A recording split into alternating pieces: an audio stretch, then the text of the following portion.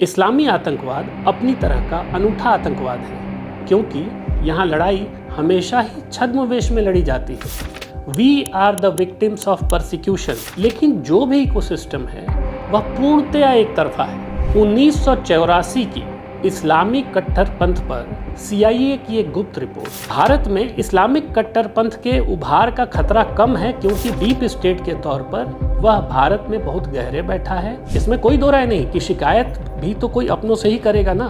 कि 9/11 के महज 2 महीनों के भीतर ही अलकायदा ने निर्णय ले लिया था कि आतंकवाद विकेंद्रित होगा, या तो कबीले की मानो या मारे जाओ। मदरसे हों या मेडिकल कॉलेज, उससे कोई फर्क नहीं पड़ता। कि जब भी पाकिस्तान का हाथ स्पष्ट होता है तब हमारा जवाब सुदृढ़ और स्पष्ट होता है। क्योंकि जब जब हिंदू समाज, हिंदू नेतृत्व किसी भी कारण से उनके नज़दीक गया है, किसी भी प्रकार का जिहाद एक दिन में पूरा नहीं होता।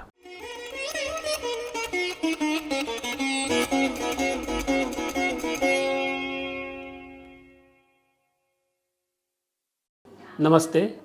नवंबर 2025 के पहले पखवाड़े में भारत में आतंक और आंतरिक सुरक्षा की तस्वीर में तेजी से बदलाव हुआ। जहां एक ओर देश के अलग अलग क्षेत्रों से पुलिस ने ऐसे लोगों को पकड़ा जो पेशे से तो डॉक्टर थे, लेकिन आतंकी मंसूबों से लैस थे और खतरनाक विस्फोटक इकट्ठा कर रहे थे, वहीं दिल्ली में लाल किले के पास लगभग 1.5 दशक बाद एक बम विस्फोट हुआ जिसमें 13 लोग मारे गए।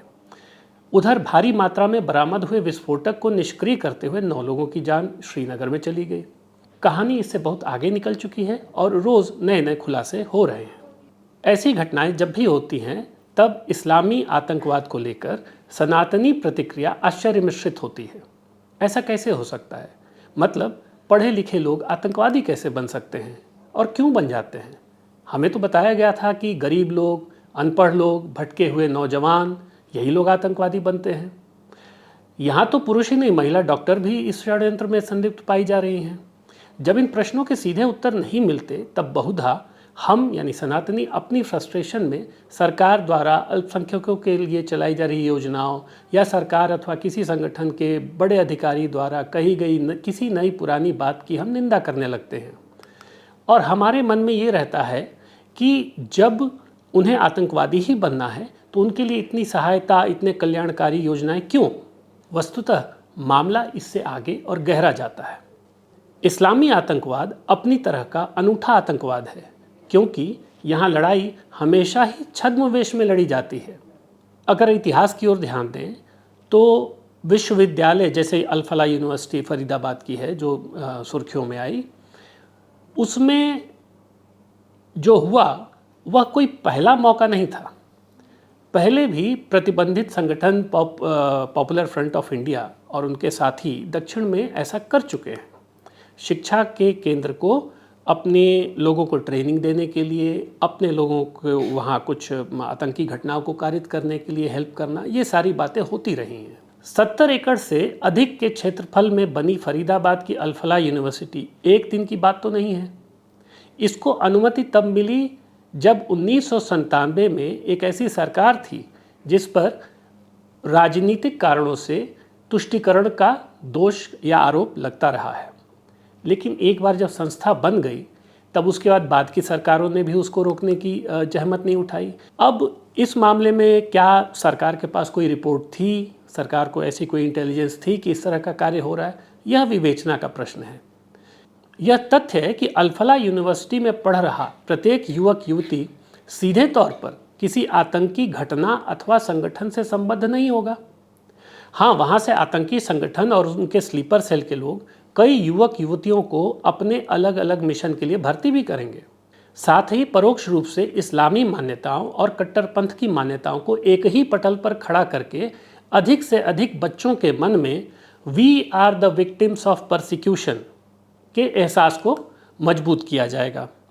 संस्थान फिर भी चलता रहेगा और इस बारे में यदि आप कोई चर्चा चलाएंगे तो उनका इकोसिस्टम इस्लामोफोबिया आदि विशेषण देकर दबा देगा। समस्या वहाँ तक रहती तो संभवतः बात संभल भी जाती। लेकिन जो भी इकोसिस्टम है वह पूर्णतया एक तरफा है, क्योंकि जब बात नुपुर शर्मा की हो तो बाजी पूरी तरह पलट जाती है। इस मामले में ना सिर्फ सड़क पर चल रहे इस्लामी गुंडे बल्कि सुप्रीम कोर्ट के जज भी एक पूरे समुदाय को उस गलती की सजा देते हैं जो वस्तुतः गलती थी ही नहीं। सार्वजनिक तौर पर कन्हैया लाल की जघन्य हत्या करना, उसका वीडियो जारी करना और फिर जज का फटकारना कि नूपुर शर्मा की वजह से स्थितियां गंभीर हुईं और भारत के सरकार को भी एक मिडिल ईस्ट के देश के सामने झुकता हुआ सा दिखना, ये सब उसी नैरेटिव का हिस्सा है जहां से यह संदेश दिया जाता है कि हम तो तुम्हारा यही हाल करेंगे, कर लो जो करना है। क्यों? क्योंकि हम सड़क पर भी मौजूद हैं, हम न्यायालय और सत्ता के गलियारे में भी मौजूद हैं और हमारा वर्चस्व वहाँ तुमसे अधिक है। कुल मिलाकर यह कि जब हमारी बैटिंग होगी तब हम खूब रन मारेंगे और जब तुम्हारी बैटिंग आएगी तो हम बैट लेकर भाग जाएंगे। ऐसे में हमें सोचना ही पड़ेगा कि आखिर किस नैरेटिव की लड़ाई हम लोग लड़ रहे हैं और क्या नैरेटिव की लड़ाई तक ही बात सीमित होनी चाहिए। 1984 की इस्लामी कट्टरपंथ पर CIA की एक गुप्त रिपोर्ट, जिसे 2010 में सार्वजनिक किया गया, कुछ बातों को रेखांकित करती है जो ध्यान देने योग्य हैं। रिपोर्ट कहती है कि भारत में इस्लामिक कट्टरपंथ के उभार का खतरा कम है क्योंकि भारत हिंदू बहुल देश है और इस्लामी परंपराओं और प्रथाओं को मनाने की यहाँ स्वीकृति है। फिर भी रिपोर्ट कहती है कि निरंतर हो रहे हिंदू मुस्लिम दंगे तत्कालीन प्रधानमंत्री इंदिरा गांधी के skilful and sustained political balancing act को नुकसान पहुंचाती है। रिपोर्ट यह भी कहती है कि इस्लामिक कट्टरपंथ तीसरी दुनिया की प्रक्रिया है, अ थर्ड वर्ल्ड फिनोमिनन। यह भी रोचक है कि रिपोर्ट कहती है कि भारत में मुसलमान गरीब है और इसलिए कट्टरपंथ के उभार का खतरा कम है। तर्क यह कि जो गरीब होते हैं उन्हें जिहाद जैसी बात से अधिक अपना पेट पालने की चिंता होगी, किंतु रिपोर्ट यह भी कहती है कि मुसलमानों का प्रतिनिधित्व उनकी जनसंख्या के अनुपात में कम है। अब याद कीजिए कि नैरेटिव क्या था। वही गरीब लोग, मजलूम लोग, भटके हुए नौजवान आतंकवादी बनते हैं, पर यह रिपोर्ट तो इसके ठीक उलट बात कर रही है। तो क्या इस्लामिक कट्टरपंथ को पश्चिम भी ठीक से नहीं समझ पाया है? इस रिपोर्ट में दो बिंदु ऐसे हैं जिससे we are the persecuted community के नैरेटिव को आगे बढ़ाया जा सकता है। एक, निरंतर हो रहे हिंदू मुस्लिम दंगे और दूसरा, जनसंख्या के अनुपात में कम प्रतिनिधित्व। अर्थात किसी भी कालखंड में इस्लामी कट्टरपंथ के पास हमारे ऊपर जुल्म हो रहा है, इसकी एक लिस्ट तैयार होती है ऐसे कारणों की, और इसे हिंसा कराने के लिए धड़ल्ले से प्रयोग किया जाता है। आप देखेंगे कि 1984 के पहले भी और उसके बाद भी कभी यह तर्क देकर कभी वह तर्क देकर we are the persecuted community का यह नैरेटिव बदस्तूर जारी है। यहाँ यह बात भी स्पष्ट हो जानी चाहिए कि ऐसा नहीं है कि CIA एक तटस्थ पर्यवेक्षक यानी कि एक न्यूट्रल ऑब्जर्वर है। हमें यह नहीं भूलना चाहिए कि डीप स्टेट के तौर पर वह भारत में बहुत गहरे बैठा है और फॉरेन फंडेड NGOs के पूरे नेटवर्क के पीछे उसका हाथ है। और CIA कभी नहीं चाहेगा कि भारत इतना शांत और स्थिर हो जाए कि उसकी आर्थिक प्रगति को रोकना कठिन हो जाए। उन्हें भारत मात्र एक बाजार के रूप में चाहिए। ऐसे में जब सनातनी नैरेटिव की लड़ाई को आगे बढ़ाता है तब वह उलझ जाता है। वह इस्लामी कट्टरपंथ की शिकायतों की फेहरिस्त का ही काउंटर करता रह जाता है, लेकिन इस्लामी कट्टरपंथ को उन शिकायतों का समाधान चाहिए ही नहीं। वह तो उसे एक ढाल अथवा एक जाल की तरह प्रयोग करता है सनातनियों को उलझाए रखने के लिए, और सनातनी उलझ भी जाते हैं। उसका एक प्रमुख कारण तो यह होता है कि सनातनी इस नैरेटिव की लड़ाई में उन्हीं संस्थाओं, उन्हीं प्लेटफॉर्म्स, उन्हीं संस्थानों का प्रयोग करता है जिसके प्रयोग में इस्लामी कट्टरपंथ ना सिर्फ माहिर है वरन उसका उस पर वर्चस्व भी है। उदाहरण के तौर पर अल फला यूनिवर्सिटी के विस्फोटक वाले मामले में आरोपी डॉक्टर नबी की एक वीडियो वायरल हुई जिसमें वह सुसाइड बॉम्बिंग की वकालत करता नजर आया। इस वीडियो को मेटा ने स्वयं ही हटा लिया। तर्क यह कि इससे और भी लोग रेडिकलाइज हो सकते हैं, लेकिन कन्हैया लाल के मामले में सरकार को निर्देश देना पड़ा कि उनकी हत्या और उनकी हत्या का महिमा मंडन करते हुए सारे वीडियो जो सोशल मीडिया प्लेटफॉर्म पर हैं उनको रोका जाए। यहाँ भी सरकार ने कहा कि ये आपके ऊपर ऑब्लिगेटरी है, सरकार ने आदेश नहीं दिया था। तो इस प्रकार की एसिमेट्रिक लड़ाई में सनातनियों के लिए अगला चरण फिर क्या आता है कि जब सनातनी हताशा में आता है तब वह अपने ही लोगों पर सार्वजनिक हमला करना आरंभ कर देता है। इसमें कोई दो राय नहीं कि शिकायत भी तो कोई अपनों से ही करेगा ना। फिर भी अपने दुश्मन को सार्वजनिक तौर पर आपस में ही भिड़ते देख कौन नहीं खुश होगा। ऐसा नहीं है कि इस्लामी कट्टरपंथ मात्र भारत की ही चुनौती है, मिडिल ईस्ट की सरकारों को भी इस समस्या का सामना करना पड़ता है। 1984 वाली रिपोर्ट पर वापस आते हैं। मिडिल ईस्ट के संबंध में रिपोर्ट कहती है कि वहाँ की गैर कट्टरपंथी सरकारों के पास भी एक अजीब सी चुनौती है।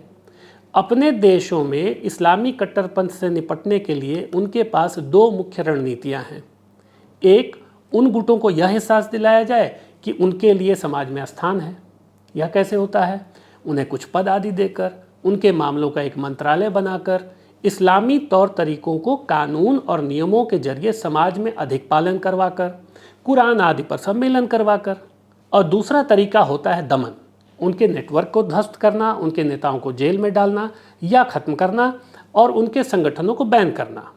यही पैटर्न अन्य देशों की सरकारें भी अपनाती हैं, चाहे भारत हो या फिर और कोई देश। वस्तुतः सरकारों के पास इसके अतिरिक्त रास्ता क्या है? किंतु रिपोर्ट कहती है कि यह दोनों ही रणनीतियाँ, यानी कि उनको प्रेम से समाज में स्थान देना और उनके खिलाफ दमन करना, ये दोनों ही रणनीतियाँ फूल प्रूफ नहीं हैं। जब इस्लामी कट्टरपंथ को पुचकारा जाता है तब वे कहते हैं ये ढकोसलेबाजी है, और जब दमन होता है तब कौम के लिए लड़ाके तैयार करना और भी आसान हो जाता है। अर्थात चित हम जीते पट तुम हारे। रिपोर्ट आगे कहती है कि इन कट्टरपंथियों की 3 प्रमुख मांगें हैं जिन पर इनकी सारी नीति टिकी है। शरिया कानून का लागू होना, जो किसी भी अन्य सेक्युलर संवैधानिक ढांचे में नहीं हो सकता। इस्लामी तरीके से जीवन यापन को बढ़ाना, जैसे खान पान में, परिधान में। और स्त्रियों को इस्लाम द्वारा दिए गए कार्य, अर्थात घर में रहना और बच्चे पैदा करना, उन्हें उसी तक सीमित रखना। ये इनके 3 मुख्य बिंदु हैं। जो बात रिपोर्ट नहीं कहती है वह यह कि ये तीनों बातें उन्हें विश्व के सभी देशों में पूरी तरह से लागू चाहिए, और ये तब तक नहीं होगा जब तक कि उन देशों में इस्लामी खलीफा स्थापित नहीं होगा। लगभग 10 वर्ष पूर्व भारत के राष्ट्रीय सुरक्षा सलाहकार बनने से पहले ऑस्ट्रेलिया में वैश्विक आतंकवाद पर व्याख्यान देते हुए श्री अजित डोवल ने एक गूढ़ बात कही। उनका कहना है कि अमेरिका वॉर ऑन टेरर में सफल नहीं हो पाया क्योंकि उसने उसके कदमों से आतंकवाद के इंफ्रास्ट्रक्चर को होने वाले नुकसान को सही से नहीं आंका। ऐसा नहीं है कि अमेरिका ने संसाधन कम लगाए।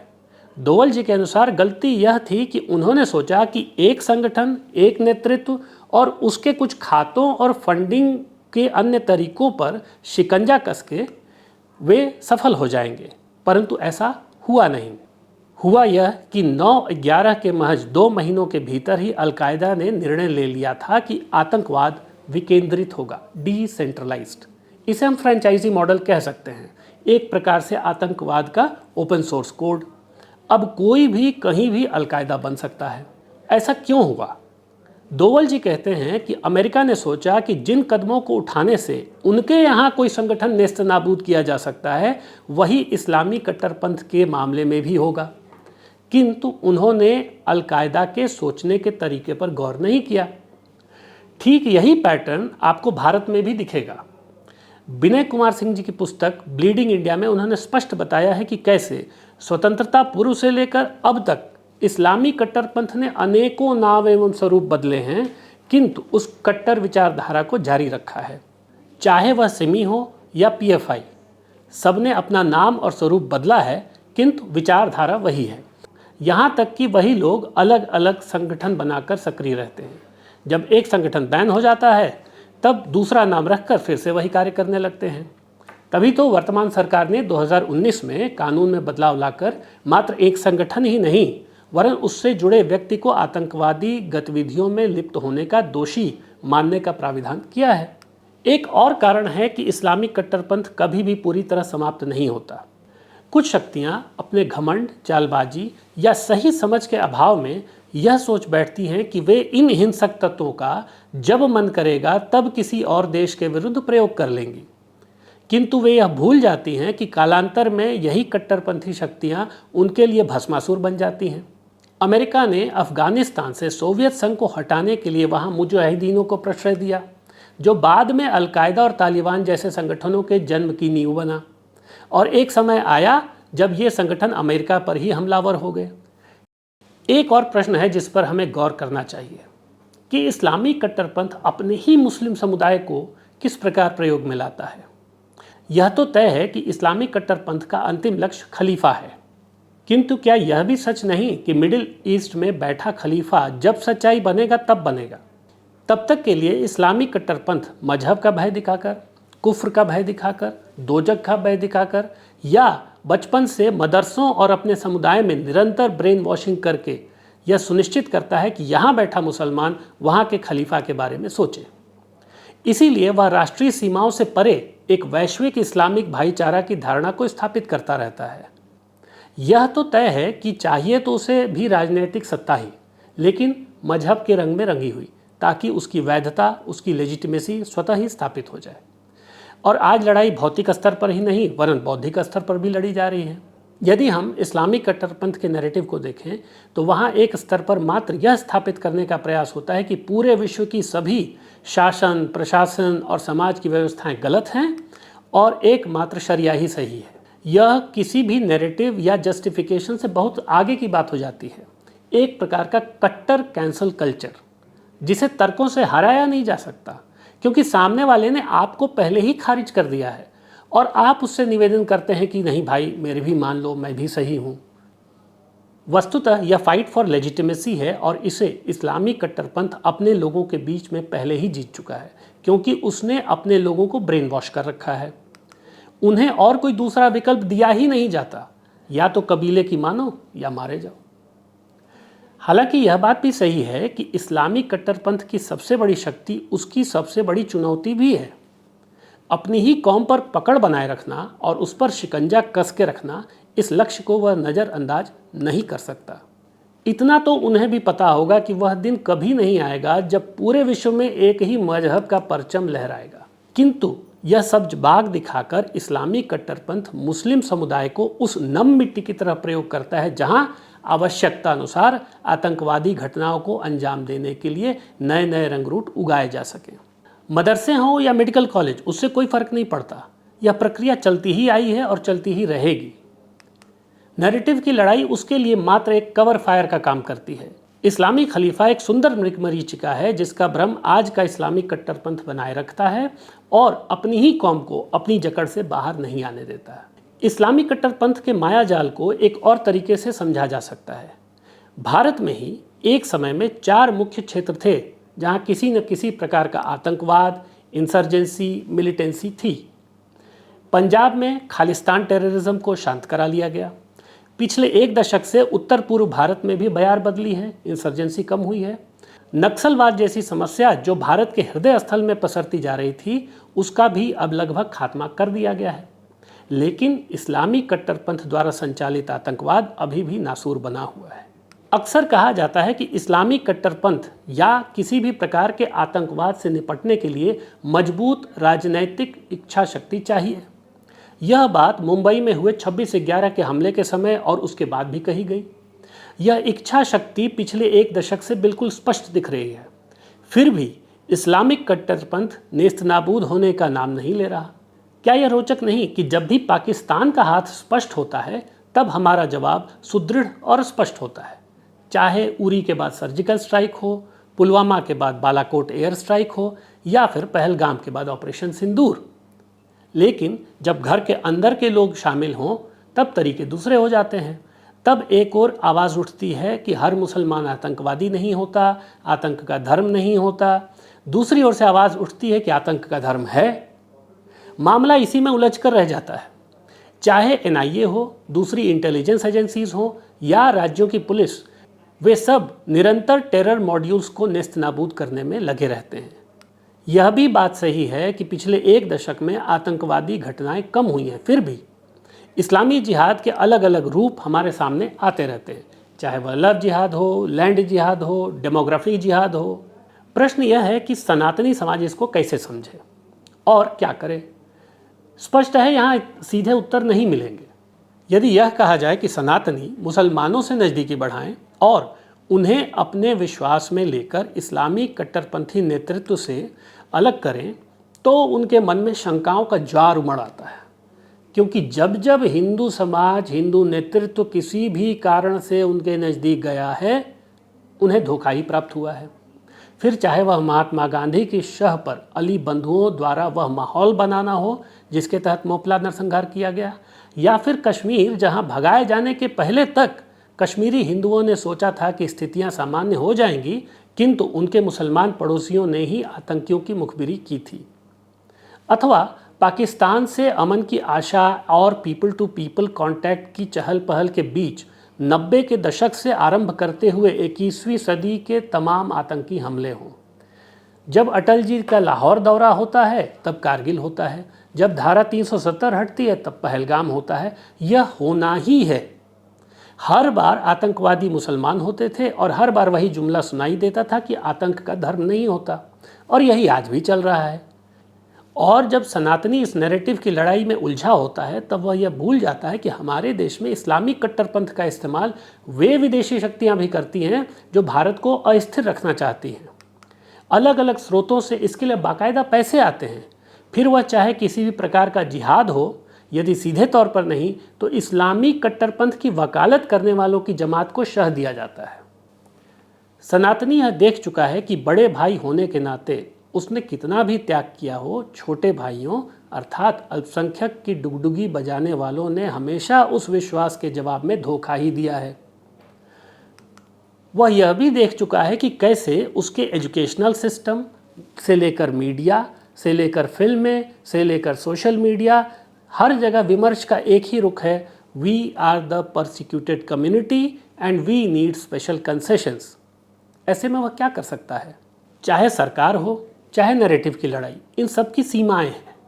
सरकार संविधान से ही चल सकती है, सुरक्षा बल समुदाय से तो नहीं लड़ सकते हैं।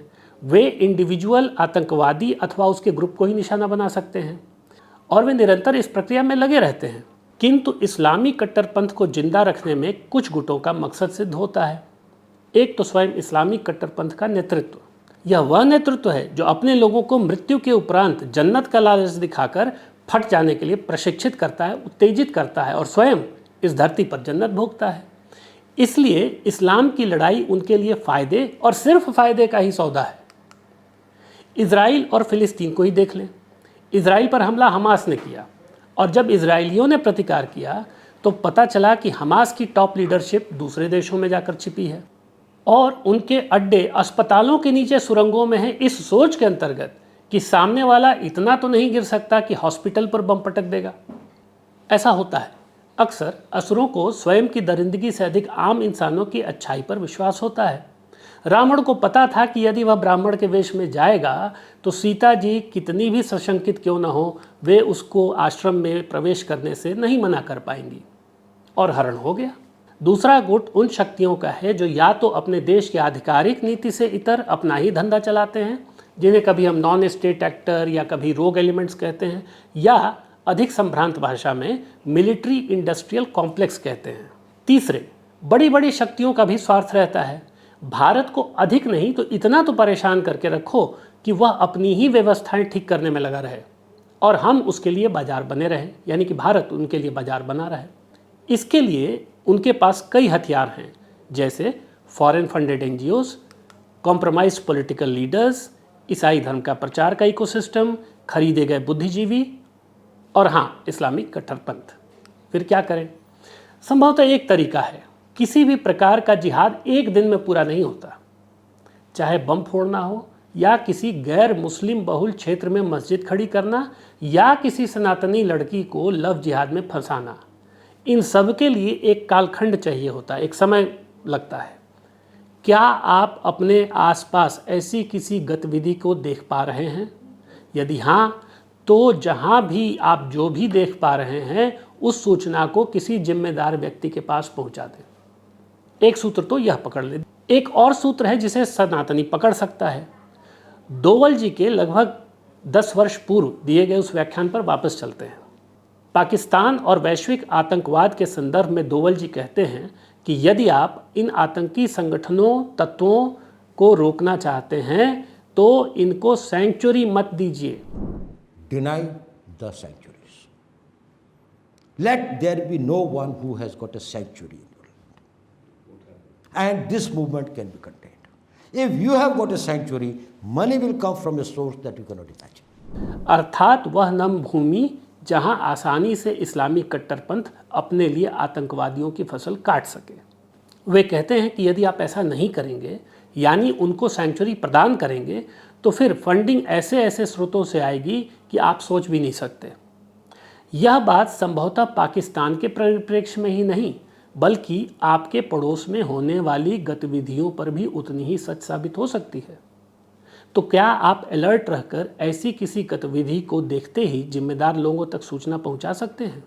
और यदि इससे भी आगे कुछ सकारात्मक करने की सोच है तो फिर एक और कार्य किया जा सकता है। सैंक्चुरी डिनाई करने का सबसे बढ़िया तरीका है सैंक्चुरी ऑक्यूपाई करना।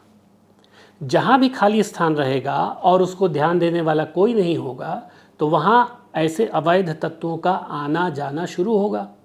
फिर वह अड्डा बनेगा, फिर बस्ती। देश में कई स्थानों पर अवैध कब्जों से सरकारों ने जमीन मुक्त करवाई है, किंतु उसको ऐसे ही खाली छोड़ देंगे तो फिर वही तत्व या अन्य क्रिमिनल एलिमेंट्स वहां आकर फिर से बस सकते हैं। तो क्या सनातनी समाज वहां कोई सकारात्मक पहल कर सकता है? सोचिएगा ज़रूर।